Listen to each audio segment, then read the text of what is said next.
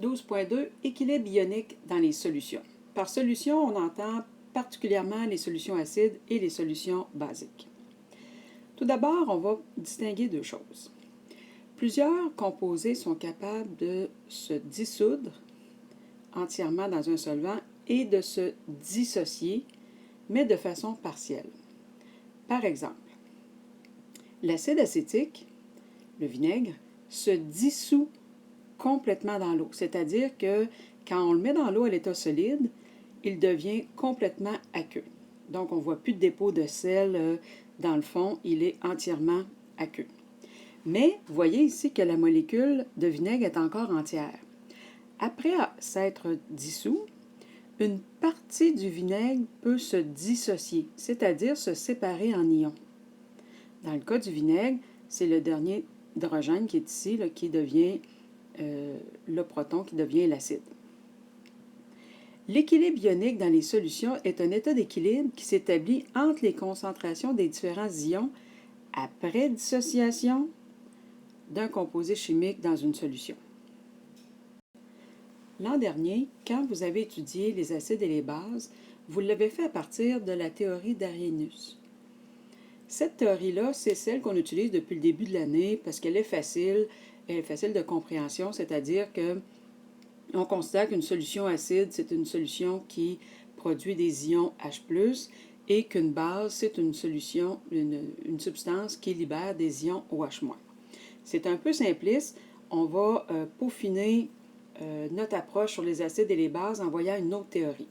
Mais bon, pour l'instant, pour nous, un acide, c'est une substance qui est capable de libérer un hydrogène, donc un ion H+, et la base, comme le NaOH qu'on a déjà utilisé, c'est celle qui est capable de libérer un ion hydroxyde, c'est-à-dire un OH-.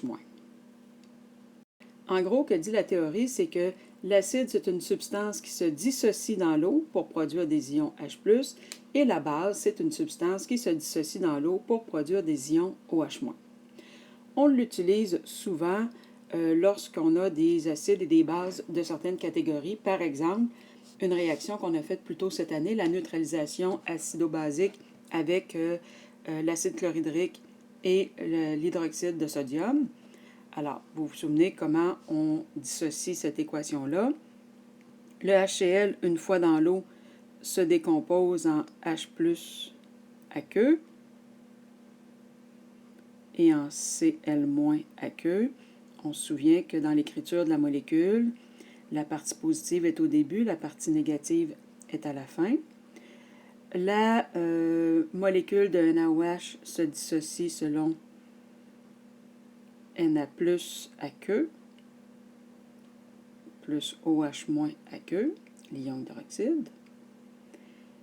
Et ce qu'on retrouve à l'équilibre, pas à l'équilibre, mais ce qu'on retrouve comme produit, ça ne tient pas l'équilibre, c'est du Na+ aqueux, du Cl- aqueux et finalement de l'eau.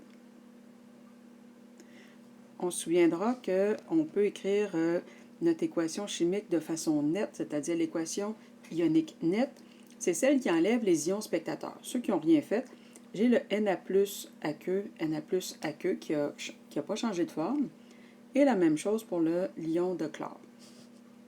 Globalement, ce que j'obtiens, c'est l'équation ionique nette, c'est-à-dire que un ion de H+ aqueux réagit avec un ion de OH- aqueux pour se transformer en une molécule d'eau. Premier défaut de la théorie d'Arrhenius, c'est que en réalité, les ions de H+ ne restent pas à l'état libre comme ça. Donc, c'est pas vrai que ça va rester des ions H+ en solution. Ils vont plutôt se lier à une molécule d'eau, comme on le voit ici, pour former des ions hydronium, c'est-à-dire des H3O+. Pourquoi ça fait ça? C'est que, bon, évidemment, l'ion H+, porte une charge positive.